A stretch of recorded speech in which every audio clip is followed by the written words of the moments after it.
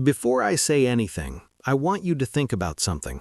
Last Ramadan, or maybe this one, there was a moment. You were fasting.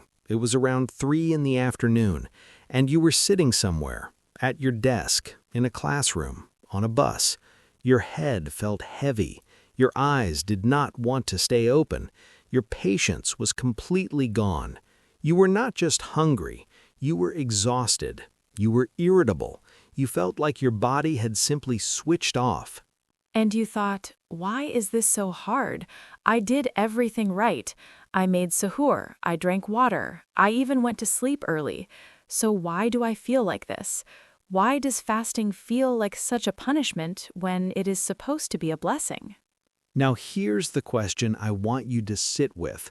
What if I told you the answer has nothing to do with fasting itself? What if the real problem, the real reason you feel terrible by 3 in the afternoon is not that you are fasting, but that nobody ever taught you how to eat properly around your fast? That was my exact situation last year. Every single day of Ramadan, by 2 o'clock, I was completely gone. I could not think straight, I could not hold a conversation, I was snapping at people around me for no reason, and I genuinely believed that this was just how fasting felt. I thought I simply was not built for it. And then you changed one thing. Just one thing. I changed my suhoor, and I am not exaggerating when I say that everything shifted after that. And that is exactly what we're going to talk about today. Welcome. Welcome back to HZ English Pod, the podcast where you improve your English and your life at the same time. I'm Hamza. And I'm Zara. If you're joining us for the very first time today, welcome. We're so glad you found us. You have picked a really good episode to start with. And if you have been with us from the beginning, thank you. Genuinely. Your support, your comments, your messages, they mean everything to us, and they are the reason we keep showing up every single week.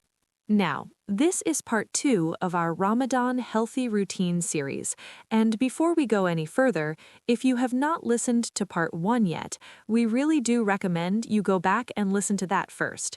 In part 1, we covered the 3 pillars of a perfect suhoor: protein, complex carbohydrates, and hydration.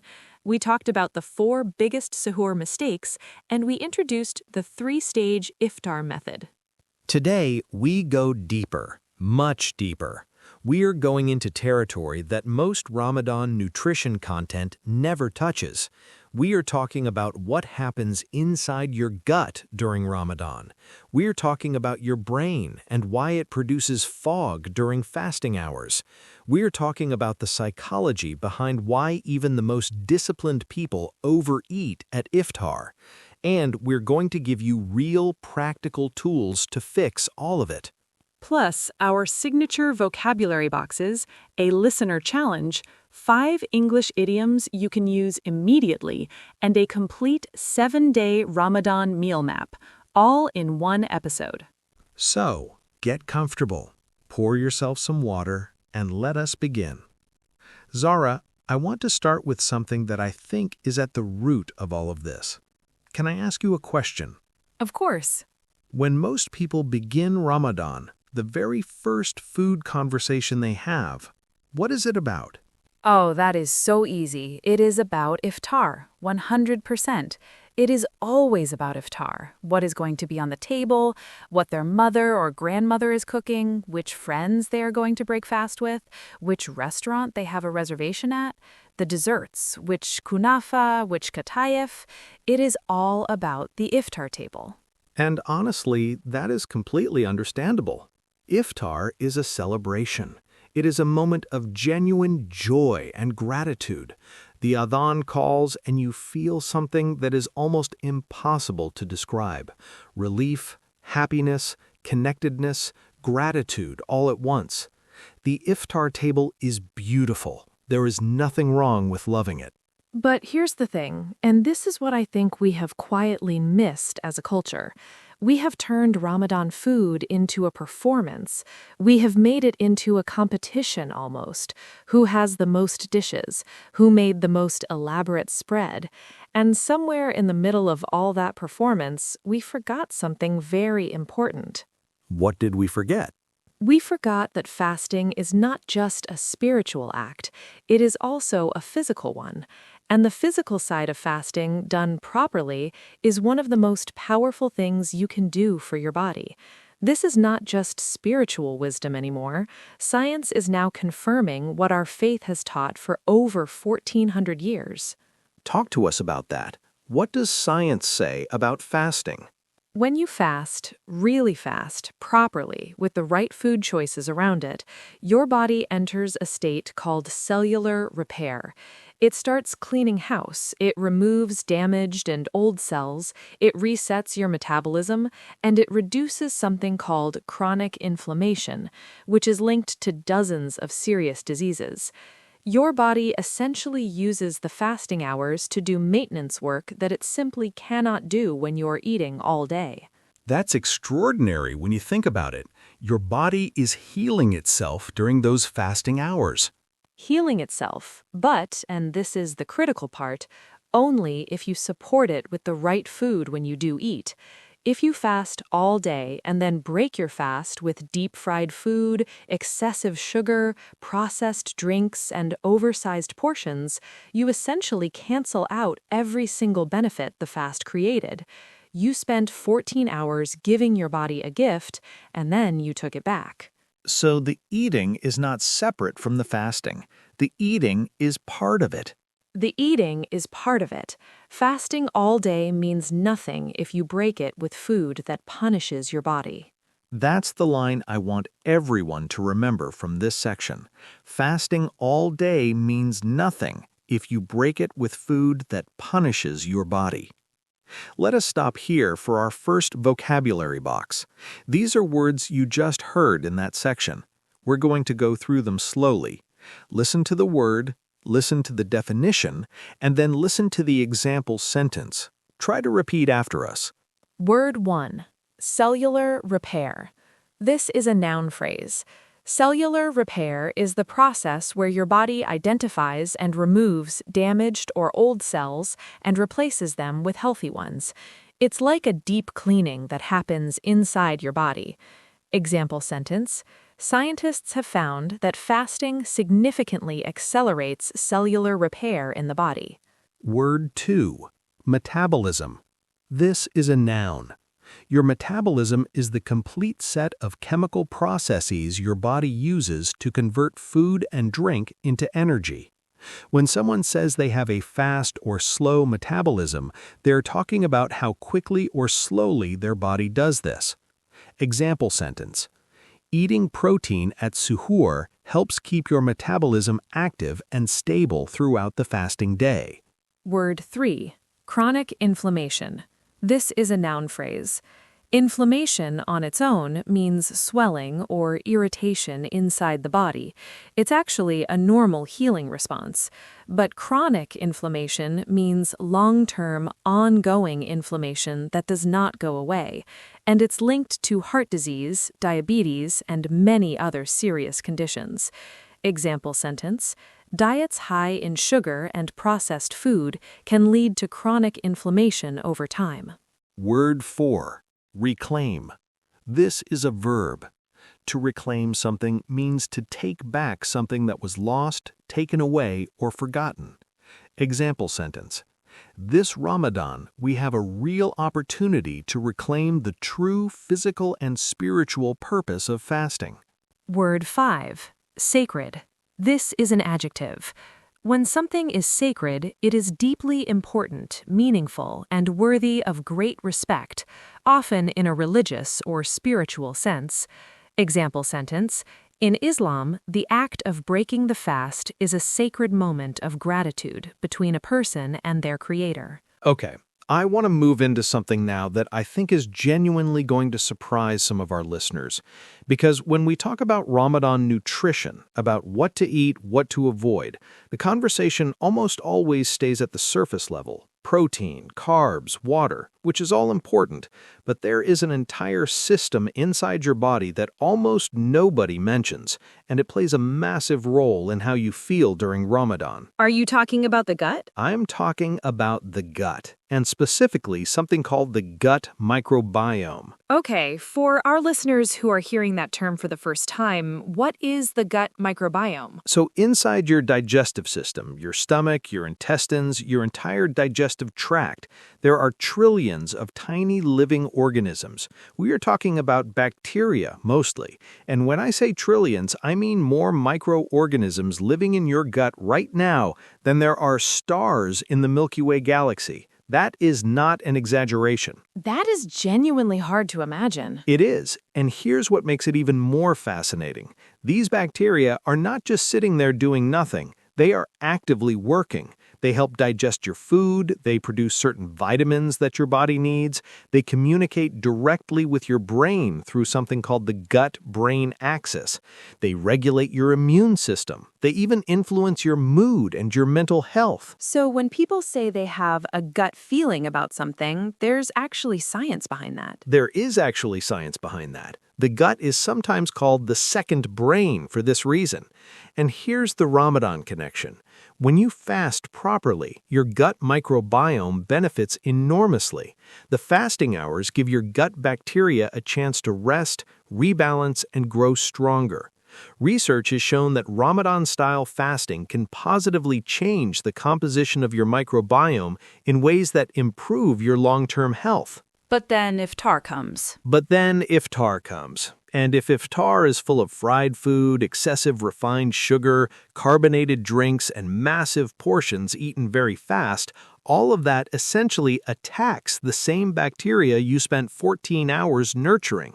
You create what scientists call gut dysbiosis, an imbalance in the microbiome, and the results of that imbalance show up very quickly. Bloating, that uncomfortable swollen feeling after eating. Bloating, digestive pain, poor quality sleep, low energy the next morning, brain fog the following day, that slow, heavy feeling that some people just accept as part of Ramadan. It is not part of Ramadan. It is a consequence of how they're eating at iftar. So what do we do about it? How do we protect our gut microbiome during Ramadan? Two things. First, include probiotic-rich foods at both suhoor and iftar. Probiotics are foods that actually contain living beneficial bacteria. The best sources are plain unsweetened yogurt, labna, kefir, and fermented vegetables like the pickled turnips and olives that are already common on Ramadan tables across the Arab world and beyond. Which I find so beautiful because those fermented foods, the torshi, the pickles, the labna, they've been on our tables for generations. Our grandmothers and great-grandmothers put them there not because they knew what a microbiome was. They put them there because they knew intuitively that these foods were good for digestion. Traditional wisdom and modern science arriving at exactly the same place. The second thing, and this is equally important, include prebiotic foods. Prebiotics are not bacteria themselves. They are the food that feeds your good bacteria. Think garlic, onions, leeks, asparagus, bananas, and oats. These feed and strengthen the good bacteria already living in your gut. So the oatmeal we recommended at Suhoor is not just good for sustained energy, it's also feeding your gut bacteria. It is doing multiple jobs at once. That's the beauty of whole, real food. It rarely does just one thing. Let's talk about the brain now, because I think for most people, the brain is where fasting is felt the most intensely.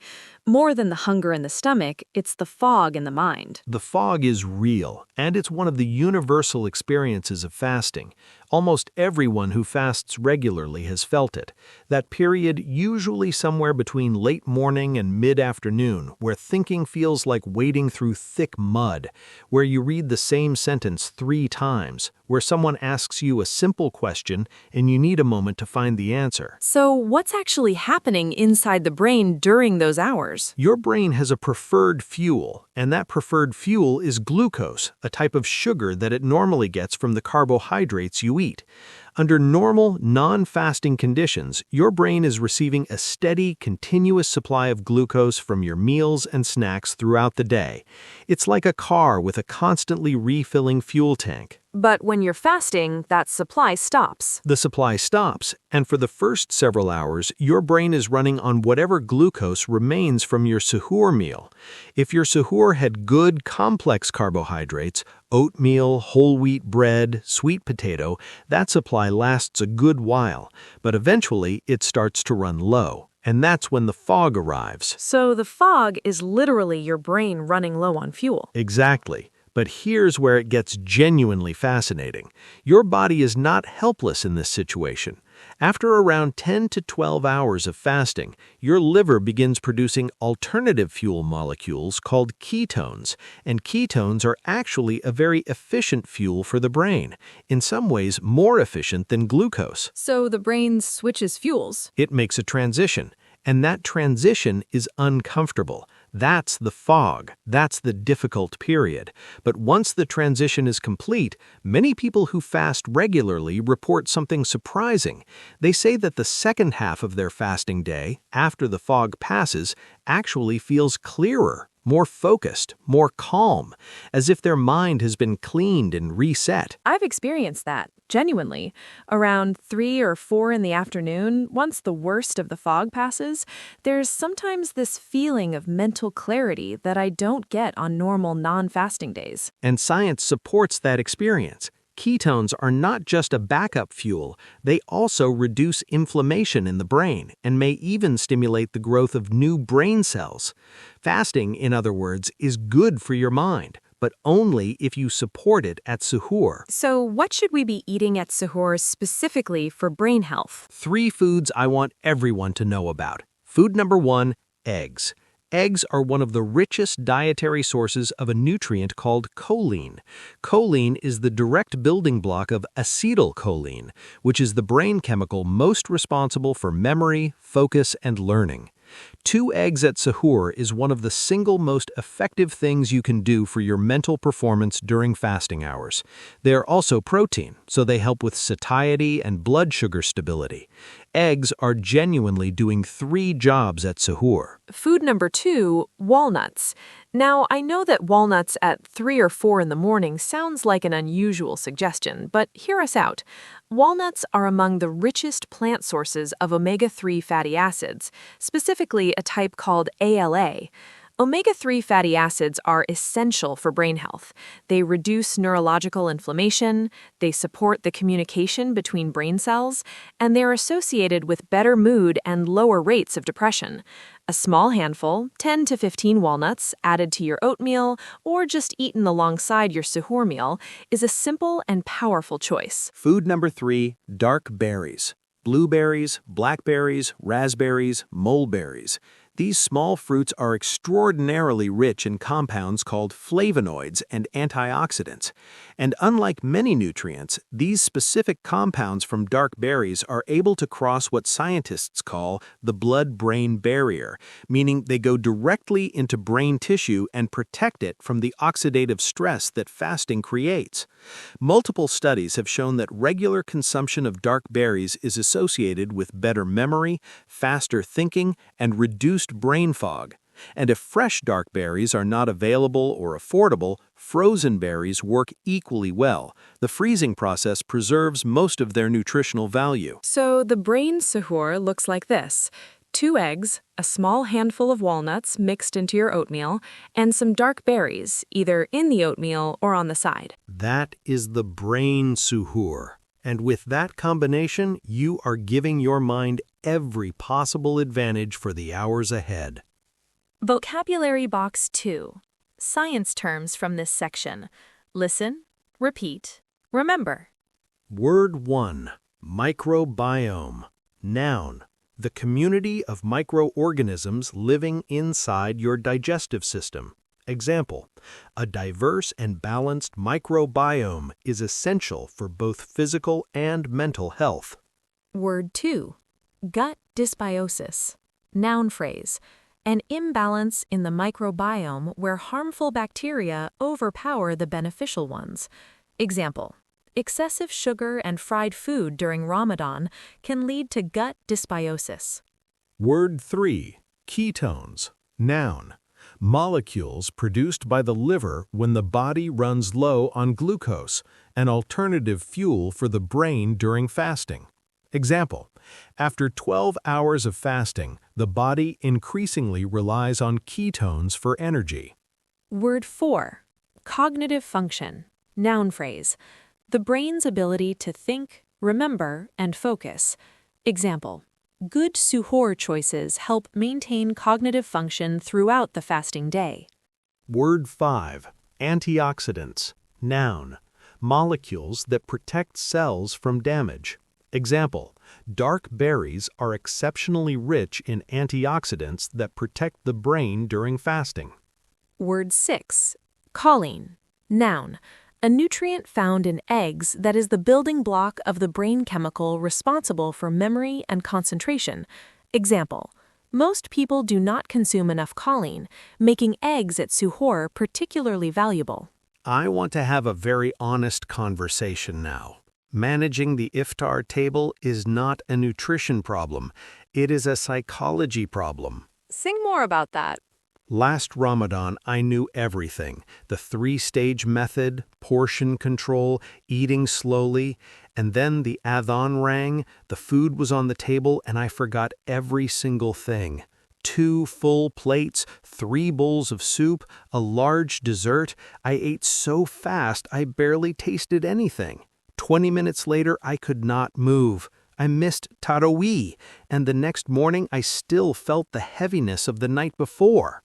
And this is not a personal failing. It happens to almost everyone. Because when your body has been without food for hours, your brain activates what psychologists call the scarcity response. Your primitive brain cannot distinguish between chosen Ramadan fasting and genuine food scarcity. So when food appears, it sends one overwhelming signal: eat now as much as possible before it disappears again. Even though we know food will be there tomorrow? Even though we know. The emotional brain is faster than the logical brain. It makes the decision before logic even arrives. But here are 3 strategies to interrupt it. Strategy 1. The 60-second pause. The moment the adhan calls, before you touch any food, pause. Breathe. Say Bismillah slowly. Take 1 sip of water. That 60 seconds is where your rational brain catches up and says, "We are safe. We can eat calmly." Strategy 2, the visual portion commitment. Before you eat, look at your plate and decide in advance exactly what you will have. Not everything on the table, your portion, your plan. Pre-commitment research shows we make significantly better choices when we decide before hunger takes over. Strategy 3. Eat with your non-dominant hand. It sounds strange, but it works. You physically cannot eat fast with the hand you do not normally use, and slowing down gives your stomach the 20 minutes it needs to send the fullness signal to your brain. I tried the non-dominant hand strategy last Ramadan. The difference in how I felt after iftar was immediate. Uncomfortable in the best possible way. Genuinely the best way to describe it. Let us talk about specific foods, not to judge, but to give you knowledge, because knowing what a food does inside your body is very different from just being told it is bad. Knowledge over guilt. 3 common ones. First, deep-fried foods. Samosas, pakoras, spring rolls. Beloved and fine occasionally, but when you eat them as your very first food on an empty stomach, your body diverts all its energy to processing the fat away from your brain and muscles. The result is that heavy, foggy, sleepy feeling 30 minutes after iftar. The solution is not to stop eating them, it's timing. Eat your dates, pray Maghrib, have your soup and salad first. Then have 1 or 2 pieces. Your stomach handles it completely differently when it already has something in it. Second, sugary Ramadan drinks. Vimto, jalab, tamarind cordials. A single glass can contain 5 or 6 teaspoons of sugar. On an empty stomach, after 14 hours, that sugar hits your blood instantly. You get 10 minutes of energy, then a crash that leaves you more tired than before. And these drinks don't even hydrate you properly. Your kidneys need water to process the sugar, so you end up more thirsty. The fix is dilute them. Half the syrup, double the water. Have plain water and dates first, then enjoy your traditional drink with your soup course. Same flavor without the crash. Third, white rice in large portions. Rice is home. We are not telling anyone to stop eating it. But large portions of white rice on an empty stomach cause a sharp blood sugar spike, followed by a crash right in the window of Taraweeh prayer. The simple fix: smaller portion of rice and add legumes to your plate. Lentils, chickpeas, beans. Their fiber and protein slow the digestion of the rice and flatten the spike. You still enjoy the rice, it just does not knock you out. Vocabulary Box 3. Behavior and psychology words. Word 1. Scarcity response. Noun phrase. A brain reaction to perceived food shortage that drives urgent overconsumption. Example: the scarcity response explains why we overeat at iftar even when we are determined not to. Word 2. Pre-commitment. Noun. Deciding in advance what you will do before you are in the moment of temptation. Example: deciding your iftar portion before sitting down is pre-commitment that reduces overeating. Word 3. Neurological reset. Noun phrase. A brief action that interrupts an automatic brain response. Example: the 60-second pause creates a neurological reset before eating. Word 4. Blood sugar spike. Noun phrase. A sudden, sharp rise in blood glucose after eating quickly digested food. Example: sugary drinks on an empty stomach cause an immediate blood sugar spike. Word 5. Legumes. Noun. Beans, lentils, chickpeas, and similar plants, rich in protein and fiber. Example: adding legumes to your plate is one of the easiest ways to balance your iftar meal. Word 6. Cordial. Noun. A sweet, concentrated syrup diluted with water before drinking. Example: most Ramadan cordials are very high in sugar and best consumed in small diluted quantities. We have covered the science and the psychology. Now, let us make it practical. Information without application is just interesting facts. Here is our 7-day Ramadan meal map. Not a strict diet, a flexible framework you adapt to your ingredients, budget, and culture. Think of it as a GPS, not a cage. Every suhoor hits the 3 pillars: protein, complex carbs, hydration. Every iftar follows the 3-stage method. The day names capture a mood, not a rule. Day 1. The classic. Suhoor. 2 boiled eggs, oatmeal with honey, 1 banana, 2 glasses of water. Iftar. Dates and water, lentil soup with green salad, grilled chicken with brown rice and steamed vegetables. Day 2. The light day. Suhoor. Greek yogurt with chia seeds, whole wheat toast with lebna, 1 apple, water. Iftar. Dates and water, chicken broth, baked fish with quinoa and roasted vegetables. Day 3. The plant-based day. Suhoor. Hummus on whole wheat bread, cucumber and tomato, a handful of walnuts, water. Iftar. Dates and water, vegetable soup, mujadara with fattoush salad. Day 4. The protein day. Suhoor. Spinach and feta omelet, small bowl of oatmeal, water. Iftar. Dates and water, chicken and chickpea soup, beef or lamb with bulgur wheat and yogurt dip. Day 5. The comfort day. Suhoor. Peanut butter on whole wheat toast, sliced banana, herbal tea. Iftar. Dates and water, tomato soup, pasta with minced meat sauce and side salad. Day 6, the Replenish Day. Suhoor, avocado on toast, 2 eggs, water with lemon. Iftar, dates and water, bone broth, grilled salmon with sweet potato, and steamed greens. Day 7, the Celebrate Day. Suhoor, scrambled eggs, beans, whole wheat toast, grilled tomatoes, water. Iftar, dates and water, your favorite soup, family-style mixed grill with rice and salad, and 30 minutes after the main meal, 1 serving of your favorite Ramadan dessert.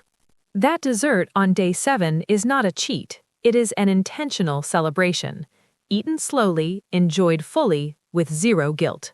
This is not a diet. It is a framework for living well. Before our language section, I want to say something that does not appear in any nutrition textbook. Go ahead. Food in Ramadan is not just fuel. It is memory. It is love expressed through cooking. The smell of your mother's soup, the way dates taste the moment the adhan calls, the sound of family around the table after a day of shared fasting. Nothing we have said today is meant to take any of that from you. What we are saying is you can have both, the nourishment and the memory, the science and the tradition. They are not opposites. The conflict between healthy eating and joyful eating only happens when we eat mindlessly, out of panic or habit, not presence. But when we eat with intention, when we say Bismillah with real awareness, when we slow down and taste and appreciate, healthy eating and joyful eating become the same thing. Intentional eating, eating on purpose, with purpose. And the habits you build this month do not have to end when Ramadan does. Challenge time. We are calling this one the 7-Day Intention Journal. Every day this week, after Iftar, take 2 minutes and write down 3 things. Number 1, what did I eat at Suhoor today? Number 2, how did I feel during the fasting day? Energy, focus, mood, patience? Number 3, what is one thing I will keep the same or change tomorrow? That is it. 2 minutes, 7 days. By day 4, you will start seeing patterns you have never noticed before. You will become your own nutritionist. Share your entries in the comments in Arabic or English. Tag us with hashtag #HZRamadanJournal, and we will feature the best ones in our next episode. Before we close, 5 English food idioms that native speakers use all the time. These will make your English sound natural and fluent immediately. Idiom 1. Food for thought. Meaning, something that gives you important ideas to think about. Example, that gut microbiome study is real food for thought. Idiom 2. Bite off more than you can chew. Meaning, to take on more than you can handle. Example, I tried to change my whole diet in week 1 of Ramadan. I definitely bit off more than I could chew. Idiom 3. In a nutshell. Meaning, a brief summary of the key point. Example, in a nutshell, protein at Suhoor, gentle iftar, stop at 80% full. Idiom 4. The whole enchilada. Meaning, the complete thing, everything included. Example, today we covered the whole enchilada, gut health, brain science, psychology, meal map, and idioms. Idiom 5. A recipe for disaster. Meaning, a combination guaranteed to go wrong. Example, fried food first, 3 glasses of Vimto, and a mountain of white rice. That's a recipe for disaster. Use one of these in your intention journal this week. Language and health. That is the HZ English Pod way. We started this episode asking why you feel terrible at 3 in the afternoon even when you made suhoor. Now you know the answer. It is not the fasting. It is the food choices around it. We talked about the gut microbiome and why your grandmother's pickles and labna were scientifically brilliant. We talked about the brain fog and how eggs, walnuts, and dark berries can carry you through it. We talked about the scarcity response and 3 strategies to interrupt it. We talked about fried food, sugary drinks, and white rice, not to avoid them, but to use them intelligently. We built a 7-day meal map together, a GPS, not a cage. And we talked about the most important thing, that food in Ramadan is memory, connection, and love. Eating with intention honors all of it. Let your fasting be a form of healing. Let your eating be a form of gratitude. And let this month be the beginning of something that lasts long after Ramadan ends. From me, Hamza. And from me, Zara. Ramadan Kareem, dear listeners. May this month bring you health, clarity, patience, and peace. Keep listening, keep learning, keep growing. This is HZ English Pod. We will see you in the next one.